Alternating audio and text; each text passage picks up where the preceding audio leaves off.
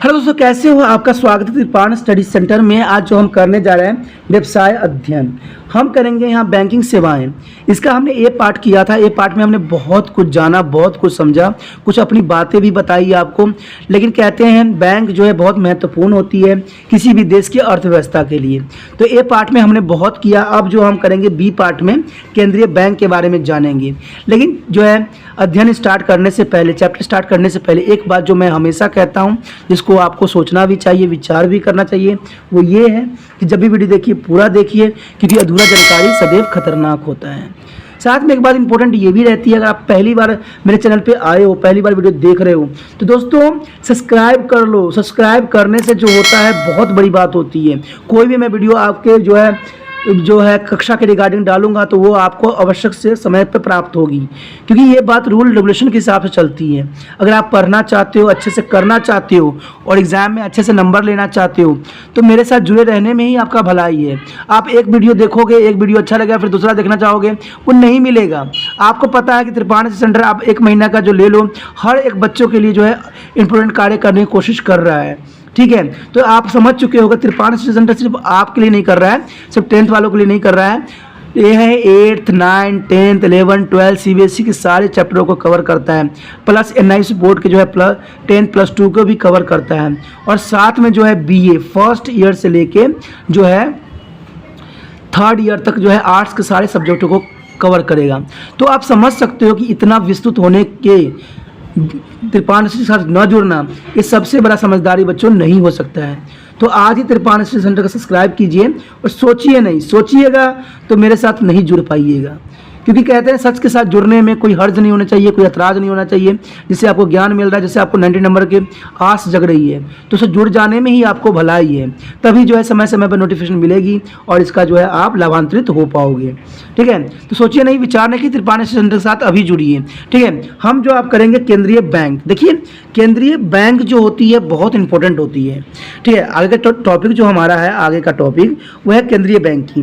ठीक है, केंद्रीय बैंक जो होते हैं भारतीय रिजर्व बैंक की जो है स्थापना 1 अप्रैल 1935 को पहले ही स्थापित भारतीय रिजर्व बैंक जो है 1934 में संशोधित करके की गई थी।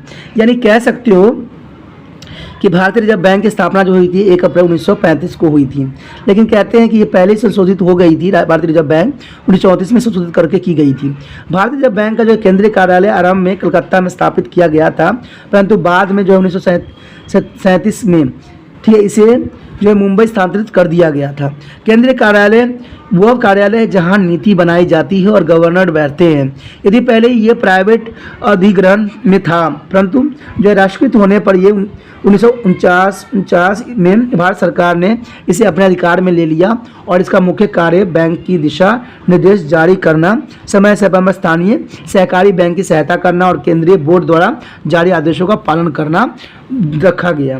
तो ये काफ़ी इंपॉर्टेंट हो जाता है केंद्रीय बैंक के लिए। उसके बाद बैंक जमा खाता। देखिए आप पढ़ चुके हैं कि बैंक के मुख्य कार्य उन जन साधारण से जमा राशि स्वीकार करके उसे जो है व्यवसायियों तथा अन्य ऋण की आवश्यकता है को उधार देना होता है। वास्तव में जो बैंक को जमा किया जाता है वह अधिकतम व्यक्तियों को बचाया गया धन होती है। आपको मैंने पहले भी कह चुका हूँ कि जो धन बैंक के पास होती है वो उन मजदूर या उन लोगों की होती है जिन्होंने अपने परिश्रम से पैसा इकट्ठा करते हैं और बैंक में जमा इसलिए करते हैं कि समय आने पर उनको प्राप्त हो जाए और समय आने पर वो उसका उपयोग कर सकें। ठीक है, तो यही बात यहाँ भी बताई जा रही है। यदि कोई धन कमाता है तथा उसकी नियमित आमदनी है और वह न केवल इसे दिन प्रतिदिन के व्यय में भी खर्च करता है, वह अपनी भविष्य की आवश्यकताओं के लिए भी उसका थोड़ा सा भाग बचाने का प्रयत्न भी करता है। कहते हैं कि धन भविष्य में विभिन्न मदों जैसे बीमार होने की स्थिति में, दवाई के लिए, शादी के व्यय के लिए अथवा बच्चों की पढ़ाई के लिए अथवा धार्मिक उत्सव इत्यादि के लिए जो है बचाया जाता है। बचाए गए धन के घर में रखा जा सकता है, परंतु घर में रखने से क्या वह सुरक्षित रहेगा? इसकी चोरी भी हो सकती है। इसके अतिरिक्त बचाया गया धन घर में किसी आमदनी के बगैर बेकार पड़ा रहेगा। इसलिए व्यक्तियों अपनी बचत को ऐसे स्थान पर रखते हैं जहां वह सुरक्षित रहे तथा उससे कुछ कमाई भी कर सके। बैंक ऐसे स्थान है जहां धन एक बार जमा करने से सुरक्षित रहता तथा उसे ब्याज भी मिलती रहती है। इस पार्ट में हम जो है जमा खाते हैं जो हम बैंकों में खोल सकते हैं। यानी हम जमा खाते रखते हैं और बैंकों में इसको जमा खाता खोल सकते हैं और के प्रकार से विषय में पढ़ेंगे और इसमें जानेंगे कि एक बचत खाता कैसे खोला जाता है और इसको तथा परिचालक किस प्रकार इसको किया जाता है। तो बैंक में खाता कैसे खुलना है इस प्रकार के बारे में हम जानेंगे। तो सबसे पहले तो हमारा यही आता है कि बैंक जमा खातों के प्रकार। आखिर बैंक जमा खातों के प्रकार क्या है? कहते हैं बैंक जमा विभिन्न व्यक्तियों के लिए विभिन्न उद्देश्य की पूर्ति करता है। कुछ व्यक्ति नियमित रूप से नहीं बचा सकते हैं, वह बैंक में धन तभी जमा करते हैं जब उनकी अतिरिक्त आमदनी होती है। तो बात तो सही भी है, जब तक आपके पास आमदनी नहीं होगी तो आप जमा कहाँ से कर लोगे। तब जमा का उद्देश्य धन को भविष्य के लिए भी सुरक्षित रखना होता है। कुछ व्यक्ति जो है बैंक में धन को लंबे समय के लिए जमा करना चाहते हैं ताकि वो ब्याज कमा सकें अथवा अपनी बचत को ब्याज सहित जो है प्लेट सुरक्षित के लिए तथा जो वृद्धावस्था के लिए अस्पताल के व्यय चुकाने के लिए भी संदर्भित कर सके। इन अंतरों को ध्यान में रखते हुए बैंक विभिन्न प्रकार के जमा खाते खोलने की सुविधा प्रदान भी करता है जो लोगों को विभिन्न उद्देश्य और सुविधाओं के अनुकूल भी होते हैं। तो ये बात बहुत जरूरी हो जाती है। उसके बाद उद्देश्य की पूर्ति के आधार पर बैंक जमा खातों को निम्न भागों में जो है वर्गीकृत किया जा सकता है। तो कौन कौन से भाग हैं देखते हैं। पहला हमारा यही आता है बचत बैंक खाता, दूसरा आता है चालू जमा खाता, तीसरा आता है सावधि जमा खाता, उसके बाद है आवर्ती जमा खाता। तो ये जो 4 खाते हैं बहुत इंपॉर्टेंट है, इसके बारे में जानना और समझना भी हमारी आवश्यकता होनी चाहिए। तो सबसे पहले तो यही आता है बचत बैंक खाता। यदि किसी व्यक्ति की आमदनी सीमित है तथा वो भविष्य की आवश्यकताओं के लिए धन बचाना चाहता है तो इस उद्देश्य के लिए बचत बैंक खाता सबसे अधिक उपयुक्त है। इस खाते की प्रारंभिक न्यूनतम जमा राशि जो विभिन्न बैंकों में भिन्न भिन्न होती है, ठीक है, जमा करके खोला जा सकता है। इस खातों में धन किसी समय भी जमा कराया जा सकता है और इसमें से धन या तो रुपया निकालने वाले फॉर्म अथवा चेक जारी करके अथवा एटीएम कार्ड द्वारा भी निकाला जा सकता है। साधारण बैंक इस खाते से धन निकालने की संख्या पर प्रतिबंधित लगाते हैं। ब्याज इस खाते में जमा की गई राशि के शेष पर किया जाता है और बचत बैंक खाते पर जो है ब्याज की दर विभिन्न बैंकों में विभिन्न हो सकती है। यह समय समय पर बदलती ही रहती है। इस खातों में बैंक द्वारा निर्धारित न्यूनतम शेष रखना पड़ता है। उसके बाद हमारा चालू जमा खाता। देखिए बड़े व्यवसायिक कंपनी तथा स्कूल कॉलेज तथा अस्पताल जैसी संस्थाओं को भुगतान बैंक खाते के माध्यम से करना होता है। क्योंकि बचत बैंक खाते के धन निकालने की संख्या पर प्रतिबंधित होती है, इसलिए यह खाता उनके लिए उपयुक्त नहीं है। इसलिए एक ऐसे खाते की आवश्यकता होती है जिससे वे कितनी बार ही धन निकाल सकते हैं। इसके लिए बैंक चालू खाता खोलते हैं। बचत बैंक खाते की जो तरह इस खाते में भी खाता खोलते समय एक निश्चित न्यूनतम राशि की आवश्यकता होती है। इस जमा खाते में बैंक जो है शेष राशि पर कोई ब्याज नहीं देती है। अतुल जो है खातेधारी को जो है प्रतिवर्ष एक निश्चित राशि परिचालन व्यय के रूप में देनी होती है। खाता जो है धारकों की सुविधाओं के लिए बैंक जमा शेष से अधिक राशि निकालने की अनुमति भी देता है। इस सुविधाओं से जो है अधिविकर्ष सुविधाएं कहते हैं। ये सुविधाएं कुछ विशेष ग्राहकों को बैंकों से पहले ही करार करने पर निश्चित या सीमा राशि के लिए दी जाती है। यानी पहले ही इनके साथ करार कर ली जाती है तब जाके बैंक को जो है ओपन किया जाता है। उसके पश्चात हमारा है सावधि जमा खाता। देखिए सावधि खाता भी कहलाता है। बहुत बार व्यक्ति लंबे समय के लिए धन बचाते हैं। यदि धन को बचत बैंक खाते में जमा कराया जाए तो बैंक कम दर पर ब्याज देते हैं, इसलिए धन की जो है सावधि जमा खाते में जमा कराया जा सकता है। कहते हैं इस प्रकार के जमा खाते में राशि एक निश्चित समय के लिए जमा कराए जाते हैं और यह अंतराल 15 दिन से 3 वर्ष अथवा अधिक भी हो सकती है। इन दौरान जो है राशि निकालने की अनुमति नहीं होती है। हाँ, जमाकर्ता की प्रार्थना पर वो परिपक्वता से पहले राशि प्राप्त किया जा सकता है। आपने देखा ही होगा एक निश्चित अवधि के लिए जो जमा कर दी जाती है पैसे। इस स्थिति में बैंक मिलने वाली ब्याज की दर कम ब्याज देते हैं। समावधि जमा खाते के ब्याज की राशि को निश्चित समय अंतराल में निकाला जा सकता है। अवधि की समाप्ति पर जमा राशि निकाली जा सकती है अथवा इसका निश्चित अवधि के लिए जो है नवीनीकरण कराया जा सकता है, यानी दोबारा जो है आप रीस्टार्ट कर सकती हो। बैंक समावधि जमा की रसीद की जमानत पर ऋण देते हैं, यानी आप जो है आपको वो एक रसीद देंगे जिसको आपको संभाल के रखना होता है। उसके पश्चात हमारा है आवर्ती जमा खाता। कि इस प्रकार का खाता उनके लिए उपयुक्त है जो नियमित रूप से बचत करते हैं तथा एक निश्चित समय के लिए जो है राशि जमा करके अच्छी ब्याज कमाने की आशा करते हैं। इस खाते की खोलते समय किसी व्यक्ति को एक निश्चित राशि प्रत्येक माह एक निश्चित अवधि के लिए जमा कराने की समझौता करना पड़ता है। अवधि को पूरा होने पर समस्त जमा की गई राशि कमाए गए ब्याज की सहित देय होती है। जमाकर्ता को निश्चित अवधि के समाप्त होने से पहले खाता बंद करने की अनुमति है तथा वह उस समय तक की जमा की गई राशि तथा ब्याज की राशि प्राप्त कर सकता है। खातों को जो है व्यक्तिगत अथवा संयुक्त रूप से भी अथवा ब्याज की स्थिति में अभिभावक द्वारा भी खोला जा सकता है, यानी आप बच्चों के साथ भी ये खाता को खुलवा सकते हो। इस खाते में जमा की राशि पर बचत बैंक खाते से अधिक परंतु सर्वाधिक खाते पर उसी अवधि के लिए दिए जाने वाले जो है ब्याज से कम ब्याज मिलता है। उसके पश्चात हमारे पास है बचत बैंक खाते कैसे खोले जाते हैं। कहते हैं बचत बैंक खाते कैसे खोले जाते हैं। देखिए, इसमें कोई दो राय नहीं है। बचत बैंक खाते जो होते हैं आज के समय में अगर देखा जाए तो वो बैंकों पर निर्भर करता है कि किसको वो ग्राहक बनाना चाहते हैं और किसको नहीं बनाना चाहते हैं। कोई बड़े आदमी चले जाते हैं तो फटाक से उनके खाता खोल देते हैं, कोई गरीब बंदे चले जाते हैं तो उनके जो है चप्पल को घिसवा देते हैं। ये दोस्तों कोई ऐसे मरगत बनाया हुआ कहानी नहीं है, ये सच्चाई है।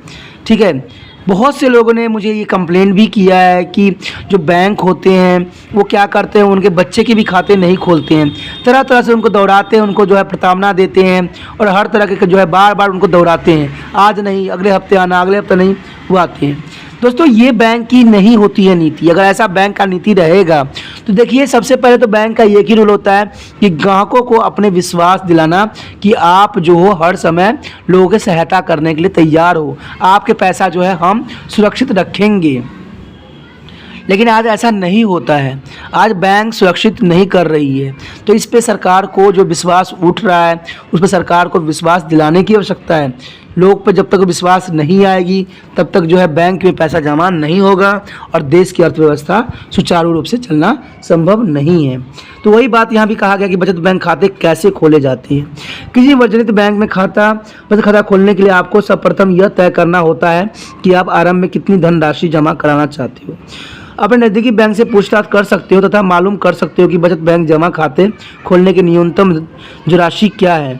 आपको इतनी यदि आप चाहते हैं, आपको इतनी बात याद रखना चाहिए कि आप क्या चाहते हैं, तो उसे अधिक धमा राशि होगी। अन्य किसी बैंक जो है अर्थात बैंक की जो है किसी शाखा में घुसने पर आपको एक पूछताछ खिड़की अथवा एक खिड़की जिस पर मैं आपकी सहायता कर सकता हूं का बोर्ड लगा रहता है दिखाई देगा, जहां आप पूछताछ कर सकते हो।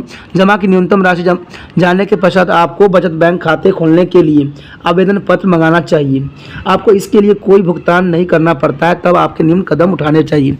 देखिए दोस्तों, एक बात तो यहाँ पर बहुत ही अधूरी कही गई है। आपको पता है कि कुछ समय पहले आपने देखा होगा या आपके साथ व्यतीत भी होगा कि एसबीआई बैंक हो या कोई भी बैंक हो, उन्होंने धनराशि जो इन्होंने यहाँ लिखा हुआ है क्लियर कि आपको जो है कुछ धनराशि जमा करना पड़ेगा। पहले तो जीरो अकाउंट पे भी खोली जाती थी, 500 पे भी खोली जाती थी, और कुछ दिन के पश्चात सरकार ने बैंक को लूटने के लिए एक रूल चला दी थी जिसमें उनमें 2000 रुपये जिसके खाते में नहीं थे, इसमें आरबीआई भी थी, सारे लोगों की जो धनराशि काटने लग गई थी और काट भी रही है। कहते 2000 रुपये नहीं होगा तो काटना स्टार्ट कर देंगे। तो वही तो बात आ गई सामने। आप गरीब हो, आप एक एक रुपया इकट्ठा करके 2000 रुपया पूरा करते हो, और वो क्या करते हैं, अपने रूल रेगुलेशन बना के आपके सारे 2000 रुपया एक ही बार में चपट कर जाते हैं। तो वही हो गया ना, जिसकी लाठी उसी की भैंस। उनके हम पैसे जमा कर दिए तो उन्होंने नया रूल रेगुलेशन लगा के सारे पैसे जो है धीरे धीरे काट लेंगे। कई बैंक वालों ने क्या हुआ था, आरबीआई में बहुत से बंदों ने बैंक खुलवाए थे, बहुत से बैंक थे, ठीक है, रिजर्व जो भारतीय बैंक में खुलवाया था, लेकिन बाद में क्या हुआ, सभी ने बैंक बंद भी करवा दिया। इवन कि हमारे परिवार में भी ऐसा हुआ कि उनके पैसे जो थे उसमें पैसा था 2000 से कम रखे हुए थे, लेकिन सरकार ने क्या किया, धीरे धीरे उसको पैसों को ना 500 में कन्वर्ट कर दिया। तो मजबूरन हमें क्या हुआ, खाता बंद करवाना पड़ गया। तो ऐसे कई व्यक्तियों के साथ हुआ है। और आजकल जो है एसबीआई की जो है बहुत से जो ब्रांच है, बहुत से बैंक आप देखिएगा जहां पर उन्होंने क्या कर दिया है, धनराशि जमा करने की लिमिट कर दी गई है कि आप इतने धनराशि अगर आपके बैंक खाते में नहीं होगा तो आपके धन की जो राशि है काट ली जाएगी और धीरे धीरे डिडक्ट करते जाइएगा। तो आप भी अपने बैंक का खाता चेक करवा लीजिएगा। अगर नहीं करवाए होगे तो क्या पता धनराशि जो है आपको 0 रुपीस में कहीं कन्वर्ट ना हो जाए। तो जितना खुलवाने में लगा था उतना बैंक आपको काट लिया होगा। आज जो है रूल रेगुलेशन इतनी जल्दी चेंज होती जा रही है ना कि लोग अपने आप को संभाल भी नहीं पा रहे हैं। हर दिन एक नया रूल रेगुलेशन लेके सरकार आ जाती है, जो है लोगों पे जो है पत्थर फोड़ देती है। अरे भाई, इतना चेंजेस आप करोगे तो लोगों की क्या दशा होगी। कौन पैसा जमा करवाना चाहेगा बैंक में? आपको पता है एक मजदूर जो होता है अगर 500 रुपया कमाता है तो एक प्रतिदिन जो है 200 रुपया ही बैंक में जमा कर सकता है। तो साल में मुश्किल से 1000-1500 रुपया जमा करता है। अगर 1000-1500 में से अगर आप काट लेते हो, ठीक है, काटते जाते हो, हर महीने डिडक्ट करते जाते हो, तो भाई 200 रुपये जो जमा कर रहा था वो तो 200 रुपये नहीं खा गए। तो बेचारा क्या कहते हैं ना, जितना भी खून पीना है गरीबों को पियो, गरीबों को पी पी के आप लोग बड़े हो जाओ और अपने आप को अमीर कहलाओ, ठीक है, सरकार बनाओ, सरकार कहलाओ। और गरीब को सिर्फ नाम का गरीब होता है, ठीक है। सभी पार्टियों का नाम आप देखोगे ना तो जो है आम जनता के नाम से ही होती है कि आम जनता भलाई, आम आदमी पार्टी, बहुजन समाज पार्टी, लोक कल्याण पार्टी, पता नहीं कैसे कैसे पार्टियों का नाम होता है। लेकिन ये लोग जो होते हैं गरीबों को ही मार के, सांप्रदायिक दंगा का फसाद फैला के आगे बढ़ जाती है और आगे अपना जीवन को सार्थक बना देती है। तो मैं तो ये बात कहता हूँ कि बैंक एक ऐसी संस्था है जहाँ पर गरीब लोग जो होते हैं अपने विश्वास के साथ, आत्मविश्वास के साथ पैसे को जमा करते हैं। तो उनको ऐसा नहीं करना चाहिए। यहाँ पर लिखा जाता है कि वह बैंक निर्धारित करती है कि कितना पैसा से उन्होंने खुलवाना है। बेशक लिए उन्होंने जीरो अकाउंट पे खुलवाना हो या 500 रुपये पे खुलवाया है, लेकिन उनके राशियों को तो है सुरक्षित रखना बैंक का फ़र्ज़ बन जाता है। आए दिन आप रूल रेगुलेशन चेंज करके उनके पैसे काट लोगे। एक गरीब बंदे को देखिए, ये मैं नहीं कह रहा हूँ, एक गरीब बंदे का जो है बातें बता रहा हूँ, क्योंकि मैंने बहुत से व्यक्तियों की बातों को सुना है, जाना है। उन्होंने डायरेक्ट यही बात मुझे बताई है कि उनके खाते में इतने सारे पैसे थे, 2000 से कम थे, उन्होंने एक ही मिनट में, एक कुछ ही समय में उन्होंने सारा पैसा काट लिया। और उनसे पूछा गया तो पता है उन्होंने क्या किया है कि आरबीआई का जो है निर्देश आया है कि कम से कम अकाउंट में 2000 रुपया होनी चाहिए। भाई अगर 2000 रुपया मुझे अकाउंट में रखना है तो हम बच्चों को क्या खिलाएंगे? हम तो कहे ना, हम तो वो व्यक्ति हैं जो 100 रुपया जो है रखने की कोशिश करते हैं और 100 से हम 1000 रुपया बनाते हैं। तो हम 2000 कहाँ से रख लेंगे? क्या हमें बच्चे को नहीं पालना है? तो सरकार को इन बातों को ध्यान रखना होगा कि भारत जो है इतनी भी आज विकसित नहीं हो गया। यहाँ भी जो है मजदूर लोग की संस्था जो है बहुत अधिक है, ठीक है। आजकल देखते ही होंगे कितनी बुरी हालत लोगों की हो चुकी है। तो बैंक अगर ऐसी जो है बेरुखी करेगी तो कैसे बात बनेगा और कैसे जो है देश में लोग जो है अपना विश्वास के साथ पैसे बैंक में रख सकेंगे? तो ये बातें सरकार को भी और सरकार के जो शुभचिंतक हैं उनको भी सोचने की आवश्यकता है और ऐसे कदम गरीबों के लिए उठाना है जो देश कल्याण के लिए, ठीक है, और मानव विकास के लिए एक महत्वपूर्ण पहलू बन जाए। उसके पश्चात हमारा है आवेदन पत्र भरना। देखिए, आवेदन पत्र में दिए गए रिक्त स्थानों का आवश्यक चिन्ह सूचित करता है, ठीक है। आवेदक का नाम देना पड़ता है, उसका पेशा देना पड़ता है, अवसायी पता देना पड़ता है, आवेदन के नमूने के हस्ताक्षर लेने पड़ते हैं, आवेदक के परिचय देने वाले व्यक्ति का नाम, पता, खाता संख्या एवं हस्ताक्षर भी करने की आवश्यकता है। कहते हैं उपयुक्त सूची के अलावा आपके एक बचत देना होगा कि बैंक के प्रचलित नियमों एक शर्त का पालन करेंगे। आवेदन पत्र के अंत में आपको अपने हस्ताक्षर करने होंगे। कुछ बैंकों में जो है आवेदनकर्ता को पासपोर्ट आकार के 2 फोटो पत्र में साथ लगाने पड़ते हैं, जो कि अनिवार्य भी होते हैं और ज़रूरी भी होते हैं। उसके पश्चात हमारा आता है परिचय। देखिए, प्रत्येक बैंक की आवश्यकता है कि एक ऐसी व्यक्ति आवेदन का परिचय दे जिसे बैंक जानता हो। यह सुविधाजनक है कि वह व्यक्ति परिचय दे सकता है जिसका खाता पहले से ही बैंक में हो। यानी एक आपको जो है किसी विटनेस वाले को लेना पड़ेगा, विटनेस होना जरूरी होता है। कुछ बैंक आवेदन का जो है पासपोर्ट अथवा ड्राइविंग लाइसेंस की जो है अनुप्रमाणित नकल स्वीकार भी कर लेता है। यानी आप फोटोकॉपी जो होगा ड्राइविंग लाइसेंस के, उसके द्वारा भी बैंक खोली जा सकती है। परिचय की आवश्यकता इसलिए भी होती है ताकि संदिग्ध व्यक्ति द्वारा खाता खोलने की रोका जा सके। यानी परिचालक व्यक्ति को इसलिए लिया जाता है कि कोई व्यक्ति जो हो गलत तरीके के लिए खाता न खुलवाया हो। उसके पश्चात है हमारा नमूने का हस्ताक्षर। देखिए, प्रार्थी के जो है प्रार्थना फॉर्म पर अपने नमूने का हस्ताक्षर करने होते हैं, जिसके लिए कार्ड पर भी उसे नमूने को हस्ताक्षर करने होते हैं। इस कार्ड पर उसका नाम तथा खाता नंबर लिखा जाता है, साथ ही उसका फोटो भी चिपकाया दिया जाता है।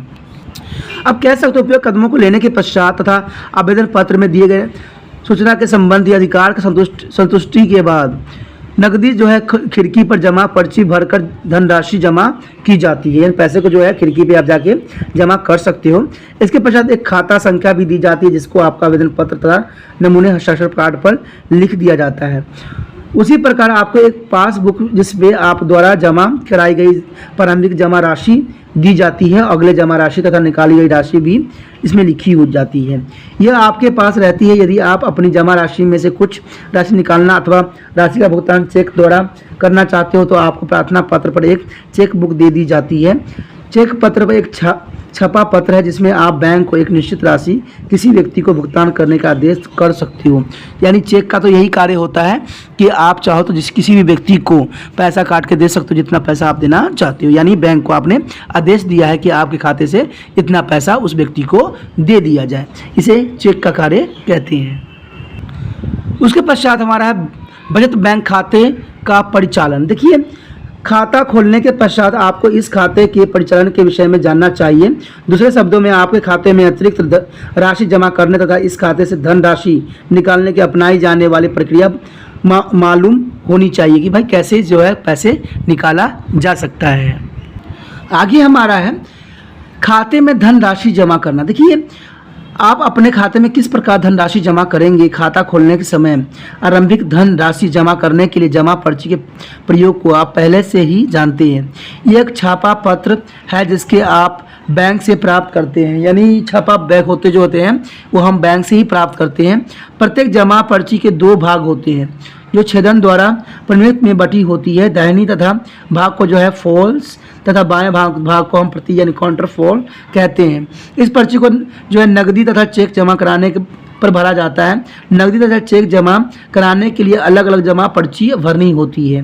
ठीक है, तो ये चीज़ें जो होती है बहुत इंपॉर्टेंट होता है जिसको भरना आपको अनिवार्य माना जाता है।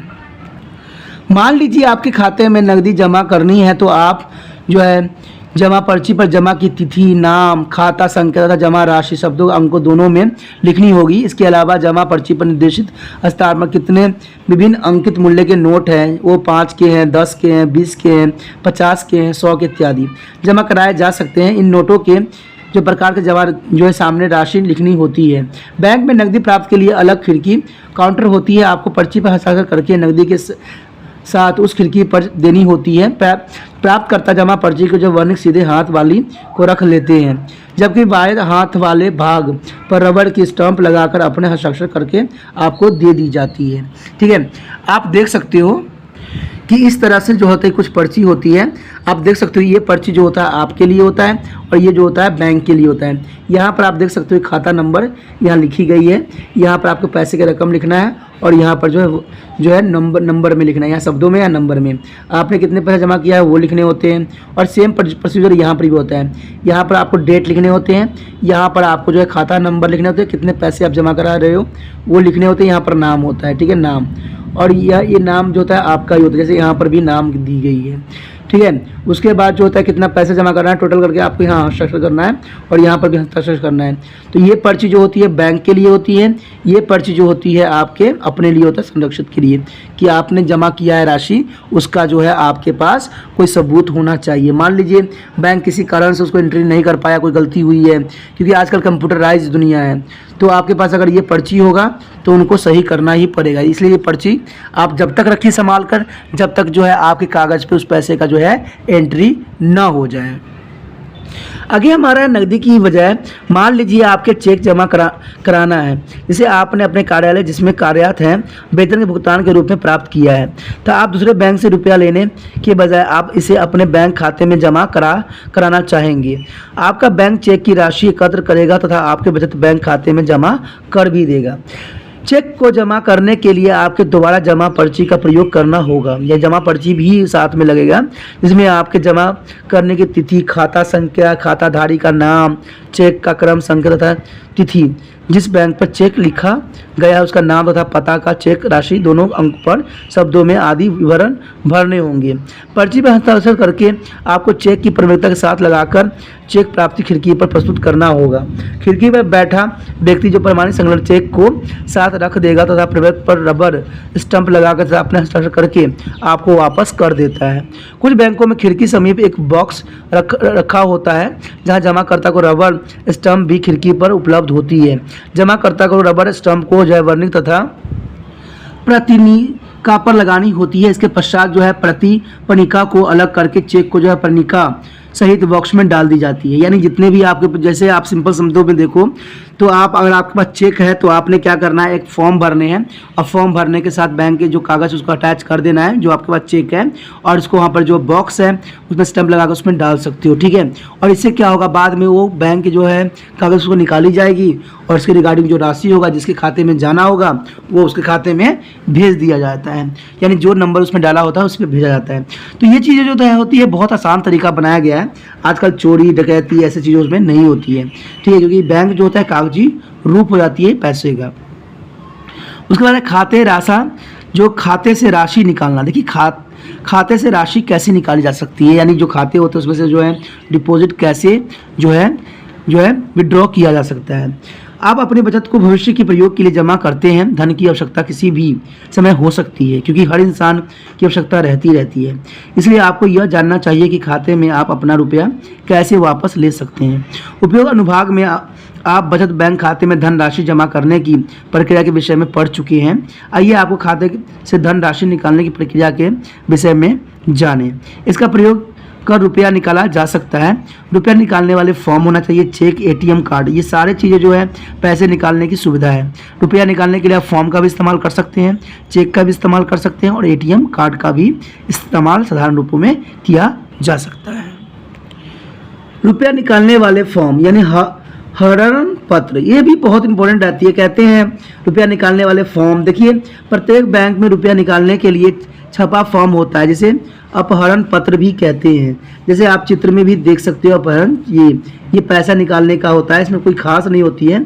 खाते का क्रम भरना पड़ता है, अकाउंट नंबर, आपको पैसे निकालने वो लिखने पड़ते हैं और बहुत आसान तरीके से निकल जाता है। प्रत्येक बैंक में रुपया निकालने के लिए छपा फॉर्म होता है जिसे अपहरण पत्र भी कहते हैं, जिसे खाताधारी जमा खाते के रुपया निकालने के लिए प्रयोग कर सकता है। फॉर्म में रुपया निकालने की तिथि, खाता संख्या, निकालने वाले की राशि और अंक तथा शब्दों में भरना होता है तथा उन खाताधारी का हस्ताक्षर भी होते हैं जो आपके इसे अपनी पासबुक सहित इस खिड़की पर देना पड़ता है, यानी पासबुक भी होना जरूरी होता है जहाँ से आपका खाता प्रचलित हो रहा है। खिड़की पर संबंधित अधिकारी जो है साधारण फॉर्मों के खातों में शेष तथा रिकॉर्ड में नमूने के हस्ताक्षर से फॉर्म के हस्ताक्षर का मिलान करके भुगतान हेतु वो पास कर देता है। यानी जब तक वो क्या करता है, खाते के हस्ताक्षर नहीं चेक करता है आगे वो नहीं भेजता है। अगर खाते में जो हस्ताक्षर है आपने जो पहले दिया हुआ है अगर वो चेक हो जाता है तो वो क्या करता है, भुगतान हेतु वो पास कर देता है, आगे भेज देता है। निकाली गई राशि के पास बुक में लिखा जाता है कि कितना आपने निकाला है तथा खिड़की पर भुगतान कर दिया। बेसिकली जो है आज के समय में डिजिटलाइज जो है तो आपको जो है बैंक अपने आप जो होता है कंप्यूटर कर देता है। अब खाते बैंक के जो है एंट्री कार्ड में घुसाई जाती है और वो जो है सारी इन्फॉर्मेशन दे दी जाती है। यदि राशि एक विशेष सीमा है, कहिए कि 5,000 के अंतर्गत है तो अन्यथा एक टोकन जिस पर एक संख्या होती है दे दिया जाता है। इसे निकालने वाले राशि प्राप्त करने के लिए नकदी भुगतान खिड़की पर प्रस्तुत करना पड़ता है, यानी टोकन सिस्टम भी बहुत जगह बनाई गई है, इसे आप पैसे आराम से निकाल सकते हो। उसके बाद है आपके पास चेक। देखिए खाताधारी के रुपये में आप अपने बचत बैंक खाते से ये राशि निकालने वाले फॉर्म को भरकर हस्ताक्षर करके चेक जारी करके रुपया निकाल सकते हैं। अन्य पक्षों के भुगतान हेतु चेक जारी किए जा सकते हैं। इस प्रकार जो है दूसरे पक्ष के दिए गए चेक की राशि उसके द्वारा बैंक से भी निकाली जा सकती है अर्थात दूसरे बैंक के धन एकत्र करके हेतु चेक जमा किया जाता है। कहते हैं चेक द्वारा रुपया निकालने की प्रक्रिया वही है जो रुपया निकालने वाले फॉर्म के भरकर हस्ताक्षर करके की जाती है।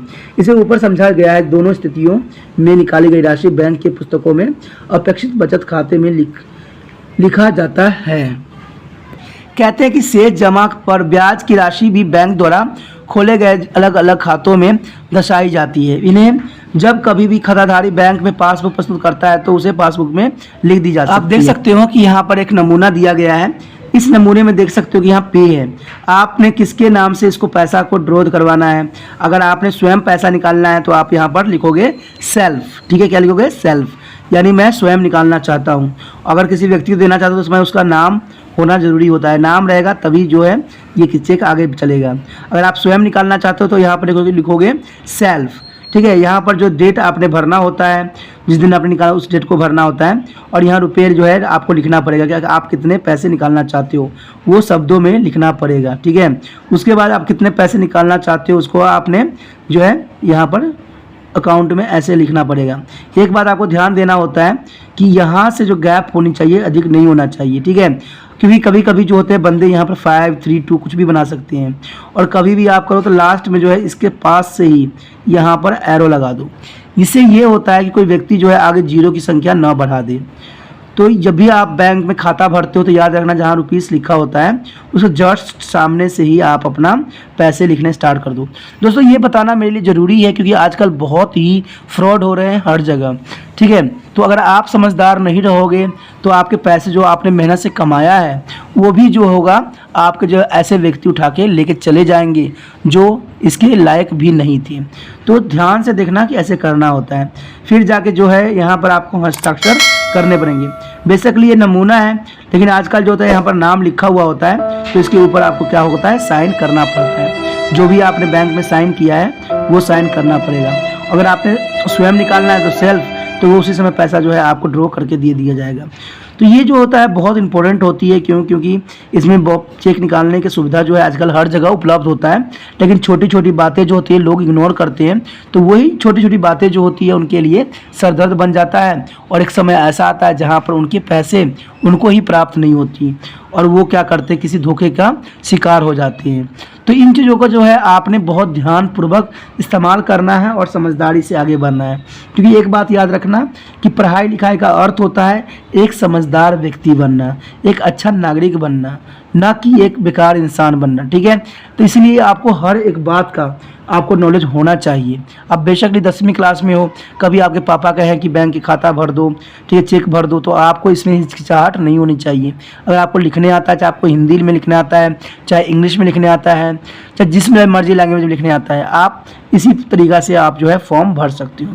तो याद रखना, अगर आप स्वयं निकालना चाहते हो, आप खुद ही आप खाता धारक हो, तो यहाँ पर सेल्फ लिखोगे। अगर मान लो किसी को देना चाहते हो तो आप उसका नाम यहाँ पर लिखोगे, ठीक है।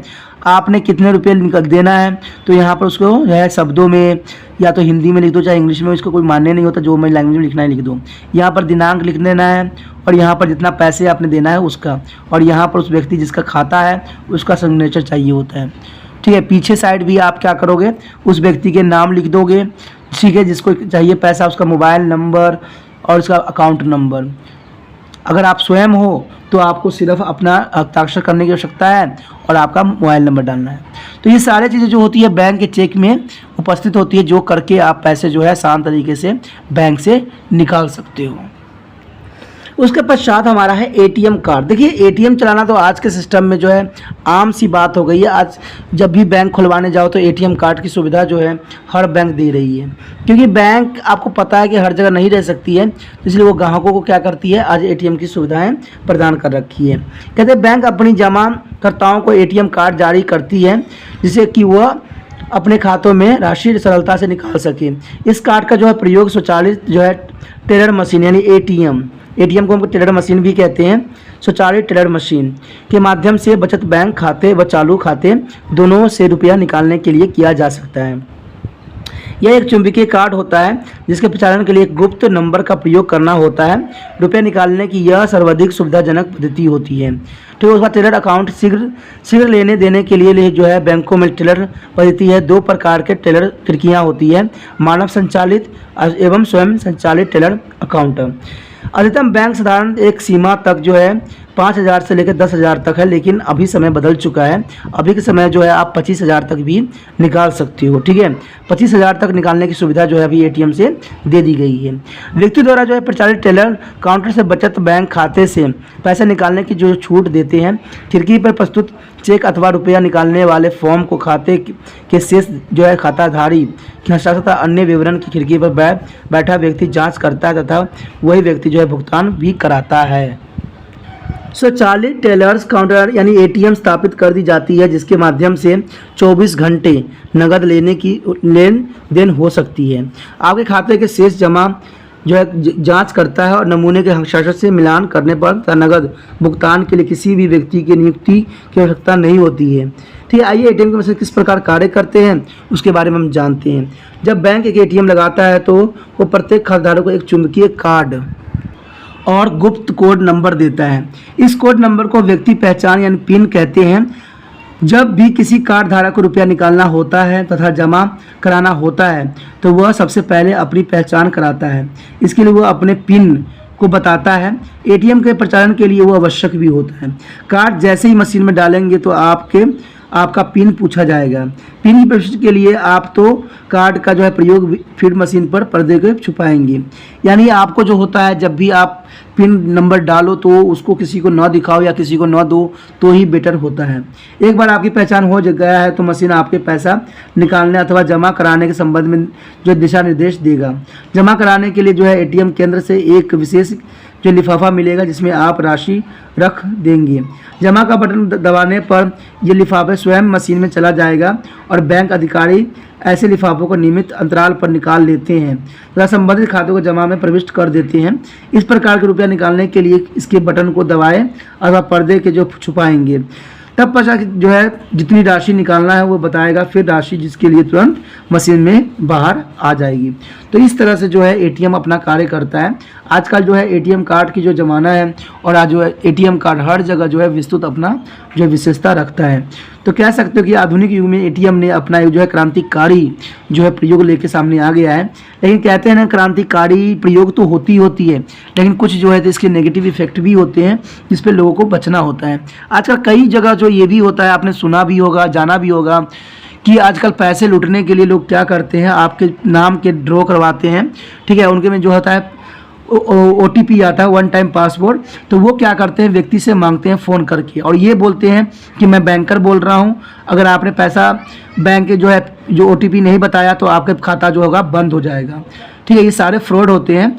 तो इसके लिए आप हमेशा सावधान रखना, क्योंकि बहुत से ऐसी घटनाएं घट चुकी हैं जहां पर जो है लोगों के अच्छे खासे कमाई जिन्होंने अपनी मेहनत से जमा किया था 2 सेकंडों में जो होते हैं ऐसे लोग उड़ा ले जाते हैं। तो जब भी आपसे बैंक से कॉल आए तो आप सिर्फ इतना बात बताइएगा कि मैं बैंक में आके इस समस्या पे अपना जो है प्रश्न, अपना विचार रख दूंगा। ठीक है, आपको ना ATM बताने के नंबर जरूरी होता है, ना OTP नंबर बताना होता है। देखिए बच्चों, मैं इसलिए ये बात आपको कह रहा हूँ क्योंकि बहुत से जो है घटनाएं घटती है जहाँ पर आप मूर्ख बन जाते हो या आपके घर वाले मूर्ख बन जाते हैं। एटीएम कार्ड तो लोगों को सरकार ने दे दिया है, लोगों ने भी इस्तेमाल करना सीख लिया है, लेकिन जो फ्रॉड हो रही है उसका क्या? आपको तरह तरह के लालच देते हैं। आपको ने देखा ही होगा कि ऑटोमेटिक मोबाइल पे आता है, आप कौन बना है करोड़पति में, आपका स्वागत है, आप जो है इतना लाख रुपया जीत गए हैं, आपको जो है मिस्टर डैश से कंप्लेंट करना पड़ेगा, आपका जो है क्लेम डालना पड़ेगा।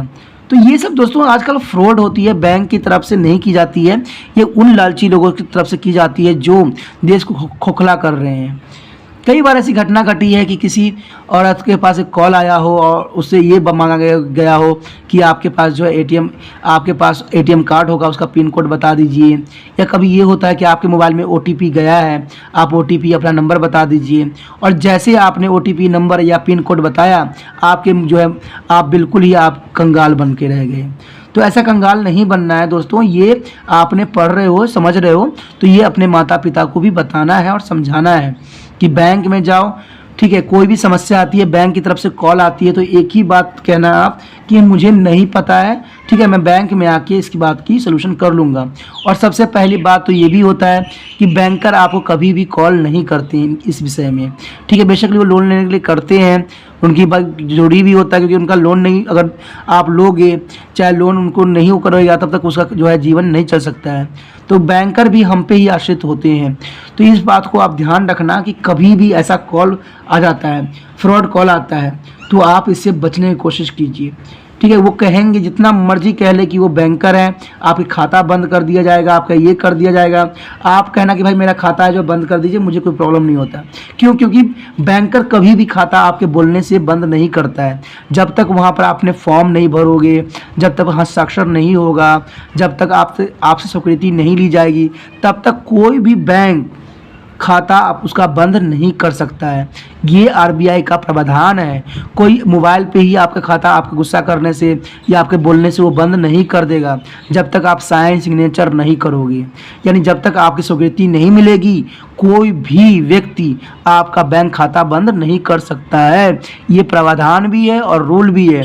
तो जब भी आपके पास किसी बैंकर का कॉल आया, ये बोले कि आप अपना OTP बताइए, अगर नहीं बताइएगा तो आपका खाता जो है बंद हो जाएगा। तो प्यार से आप कहिएगा कि बंद कर दो, हमें कोई फ़र्क नहीं पड़ता है, ठीक है। ऐसा हमें कभी भी ऐसा नहीं हुआ है कि बैंकर ने स्वयं अपना खाता बंद कर दिया हो, इनके पास कोई अधिकार नहीं होता है।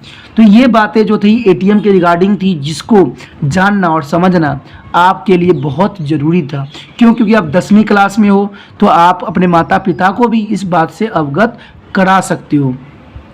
देखिए दोस्तों, पढ़ाई लिखाई का मतलब होता है एक समझदार व्यक्ति बनना, एक अच्छा नागरिक बनना। उसके पश्चात जो हमारा है ई-बैंकिंग यानी इलेक्ट्रॉनिक बैंकिंग। देखिए दोस्तों, जहाँ जो हमारा ATM की हमने सब कुछ बताया, लाभ हानि सब बताया है। देखिए, जो प्रश्न मैंने उठाया है वो लाभ हानि दोनों में ही आता है। लाभ जहाँ पर इतना अधिक है वहाँ पर बहुत से नुकसान भी होते हैं। कहते हैं ई-बैंकिंग एक नए परंपरागत बैंकिंग उत्पादन तथा सेवाओं के इलेक्ट्रॉनिक माध्यम से तथा संचार माध्यम से सीधे ग्राहकों को समर्पित करने के रूप में परिभाषित किया जा सकता है।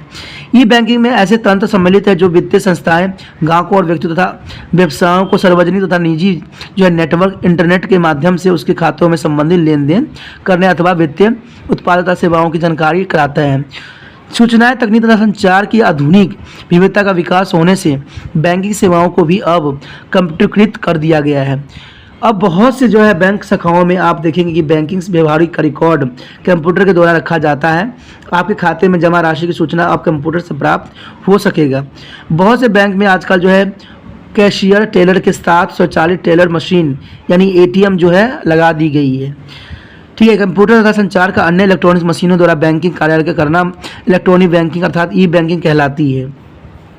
यानी जो इलेक्ट्रॉनिक मशीन तथा बैंकिंग कार्यालय में आप करते हो वो बैंकिंग को हम जो है इलेक्ट्रॉनिक द्वारा जो की जाती है उसे हम ई-बैंकिंग कहलाती है। आइए हम भारत में प्रयुक्त बैंकिंग का आधुनिक विविधता की जानकारी प्राप्त करते हैं कि कैसे भारत में जो है ऐसी विविधताएँ आई है। हमारा आता है स्वचालित टेलर मशीन यानी ऑटोमेटिक टेलर मशीन, इसे हम ATM भी कहते हैं।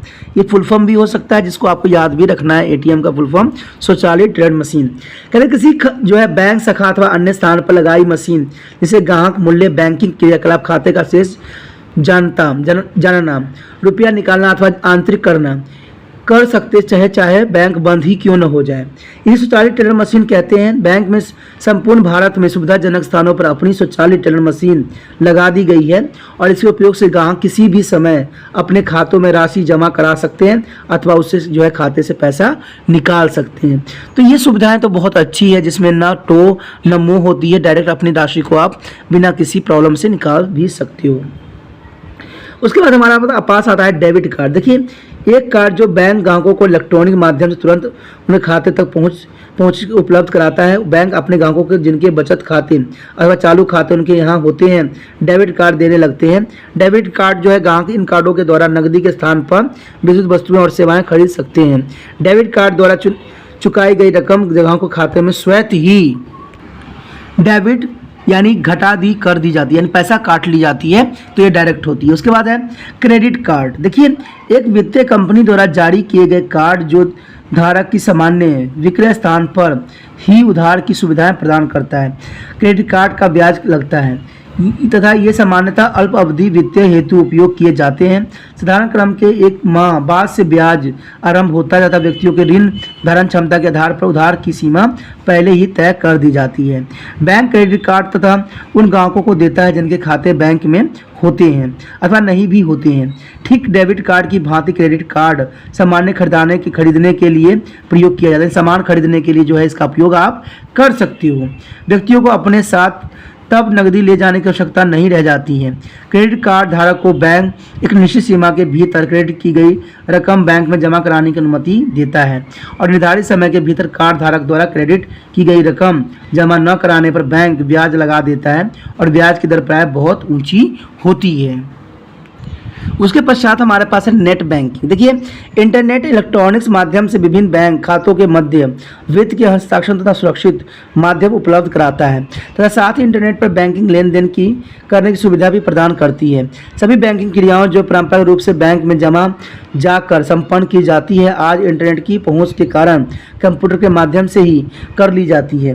कहते हैं क्रेडिट कार्ड लेन देन इंटरनेट बैंकिंग का ही रूप है। नेट बैंकिंग के माध्यम से आप न केवल अपने खाते का शेष जान सकते हैं, बल्कि आप एक स्थायी जमा खाता भी खोल सकते हैं, वित्तीय अंतराल कर सकते हैं और अपने बिजली, पानी, मोबाइल फ़ोन के बिल का भुगतान भी कर सकते हैं। कई अन्य कार्य भी किया जा सकता है। आजकल नेट बैंकिंग के माध्यम से आप न केवल अपने एक बैंक खाते को देख सकते हो, बल्कि अन्य बैंक में अपने खाते को भी देखा जा सकता है। अंततः आप एक ही पर्दे पर अपने विभिन्न बैंक खातों को एक साथ देख सकते हैं। जब बैंकिंग लेन देन जैसे अंतराल, भुगतान तथा ऋण गृह ऋण हेतु आवेदक इंटरनेट के माध्यम से किए जाए तो इसे हम नेट बैंकिंग कहते हैं, क्योंकि इंटरनेट से किए जाने वाले कार्य को हम नेट बैंकिंग ही नाम दे सकते हैं। उसके बाद नेट बैंकिंग व्यक्तियों की घर बैठे इंटरनेट के माध्यम से बैंकिंग क्रियाकलाप संपन्न कराने सुलभ कराती है, और परंपरागत बैंक द्वारा जो उपलब्ध कराई गई नेट बैंकिंग ग्राहकों को सभी दिन प्रतिदिन के लेन देन से खाता हस्तांतरण और शेष जानना, बिल भुगतान रोकने का अनुरोध तथा ऋण तथा क्रेडिट कार्ड हेतु आवेदन भी ऑनलाइन जमा कराने की सुविधाएं उपलब्ध कराती है। खाता की जानकारी किसी भी समय, दिन अथवा रात, कहीं भी प्राप्त की जा सकती है। उसके पश्चात हमारा है कंप्यूटर तथा इंटरनेट का व्यापक रूप से प्रयोग होने से बैंक तथा इंटरनेट पर भी लेन देन करने की सुविधा दे रहे हैं। जिस ग्राहक का खाता बैंक में होता है वह बैंक की जो वेबसाइट पर लॉगिन कर सकता है तथा खाते की स्थिति की जानकारी भी प्राप्त कर सकता है। वो अपने बिलों की भुगतान कर सकता है, मुद्रित हस्ताक्षर, स्थायी जमा तथा बिलों की राशि वसूल आदि के लिए भी आदेश दे सकता है। उसके पश्चात हमारा सबसे आज जो प्रयोग हो रहा है वो है फ़ोन बैंकिंग। फ़ोन बैंकिंग एक ऐसी व्यवस्था है जो ग्राहकों को अपने खाते तथा विभिन्न बैंकिंग सेवाओं तक पहुंच टेलीफोन के माध्यम से 24 घंटे उपलब्ध कराती है। एक ऐसी सुविधा है जो ग्राहकों को बैंकिंग सुविधा जो है सेवाओं का उपयोग जैसे मौखिक भुगतान, निर्देश, खाता संचालन, ऋण लेना आदि व्यक्तिगत रुपये से जो बैंक में जाने की बजाय टेलीफोन के माध्यम से ही सुलभ कराती है। बैंक का ग्राहक जिसका खाता बैंक में हो, फ़ोन बैंकिंग सुविधाओं के अंतर्गत फ़ोन के माध्यम से अस्थायी जमा, मुद्राएं स्थानांतरण, डिमांड और ड्राफ्ट बिलों का भी संग्रह तथा जो है भुगतान आदि जैसे बैंकिंग व्यवहार भी किया जा सकता है। साथ में जो है ये अब मोबाइल फ़ोन का संचालन बहुत ही बढ़ गया है। अंततः मोबाइल फ़ोन द्वारा भी फ़ोन बैंकिंग संभव हो गई है।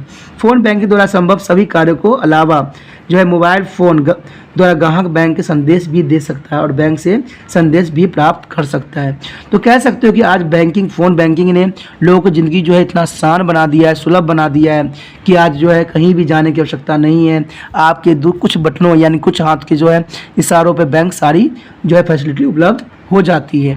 तो कहते हैं जहाँ पर इसकी बहुत सी अच्छाई है तो कुछ बुराई भी है जो मैंने आपको बताई है साथ में, ठीक है। तो उन बुराइयों को भी साथ में लेकर देखना पड़ेगा, क्योंकि कहते हैं ना आज बैंकों ने मोबाइल का और इंटरनेट का सुविधा प्राप्त कर लिया है, लेकिन इन इंटरनेट सुविधाओं के बीच में बैंक जो है कई हदों तक जो है ग्राहकों को दुखी भी हो रहे हैं, क्योंकि बहुत से लोगों के पैसे भी यहाँ पर ख़त्म हो जाते हैं, उड़ जाते हैं। तो इन चीज़ों को अगर कंट्रोल कर लिया जाए तो कहते हैं बैंक जो है बहुत हमारे लिए उपयोगी और सिद्ध भी हो सकता है। प्लस जो है हमारे देश के जो है विकास में इसका अपना एक महत्वपूर्ण योगदान भी हो सकता है। इसी के साथ जो है दोस्तों हमारा टॉपिक आज खत्म हो रहा है, ठीक है। अगर आपको अच्छा लगा तो लाइक, शेयर, सब्सक्राइब जरूर कीजिए। अगर पहली बार अगर आप वीडियो देख रहे हो, पहली बार मेरे चैनल पे आए हो तो सब्सक्राइब करना आपका फ़र्ज़ बन जाता है। सब्सक्राइब करने से ये होगा कि जो भी मैं आप क्लास के रिगार्डिंग कोई भी वीडियो डालूंगा उसका नोटिफिकेशन जो है समय समय पर आपको प्राप्त होता रहेगा। अगर सब्सक्राइब नहीं कीजिएगा, अगर आप दोबारा तिरपान सेंटर पर आने की कोशिश कीजिएगा तो वहाँ पर आप तिरपान लिखिएगा तो जो है वो तिरपस कर देगा, ठीक है। जो आप गूगल पर सर्च करेंगे वो तिरपस कर देगा, जिससे वजह से आप जो है मेरे वीडियो का जो है फ़ायदा नहीं उठा पाओगे। तो सोचिए मत, विचार मत कीजिए, सब्सक्राइब कीजिए। आप सोचते होइएगा कि मेरे जो एग्ज़ाम खत्म हो जाने के मेरा क्या ज़रूरत है तिरपान स्टडी सेंटर से, ठीक है, तो इसलिए सब्सक्राइब नहीं करने का सोचिएगा। लेकिन दोस्तों ऐसा नहीं है, तिरपान स्टडी सेंटर जो है बहुत हेल्पफुल है। क्योंकि ये जो है आपके 8th class, 9th, 10th, 11th, 12th जो आर्ट्स के सब्जेक्टों को कवर करता ही है, प्लस जो है ये NIC बोर्ड के जो है 10th +2 को भी कवर करता है। साथ में BA जो है फर्स्ट ईयर से लेकर 6 सेमेस्टर तक बच्चों के लिए ये अग्रसर रहेगा आर्ट्स सब्जेक्ट में। तो सोचिए नहीं, विचार नहीं कीजिए, काफ़ी जो है तिरपान स्टडी सेंटर का फ़ायदा ही फ़ायदा है, ठीक है। अगर आप मुझे प्रोत्साहित करोगे तो आपके लिए मैं तरह तरह के वीडियो बनाऊंगा जो आपको फ़ायदा पहुंचाएगा। एग्ज़ाम के तौर पे मैं आपको जो है पेपर भी आपको सोल्यूशन करके दिखाऊंगा जो आपके लिए फ़ायदेमंद रहेगा। अगर नहीं सब्सक्राइब कीजिएगा, मेरा मनोबल घटेगा, तो हो सकता है कि आपको फिर दोबारा मैं ना वीडियो बनाऊं और आपको फ़ायदा ना पहुंचाऊं। तो अभी भी नहीं सोचिए, मेरा जितना आप फैलाइएगा, जितने दूसरे बच्चों के साथ शेयर कीजिएगा, उतना जो है मैं आपके लिए कार्य करने में अग्रसर रहूँगा। ठीक है दोस्तों, इसे सोचिए मत, विचार मत कीजिए, अभी सब्सक्राइब कीजिए और अपने व्हाट्सएप स्टेटस पे लगाइए और दूसरे बच्चों के साथ भी शेयर कीजिए। ठीक है दोस्तों, अपना ध्यान रखना। बाय।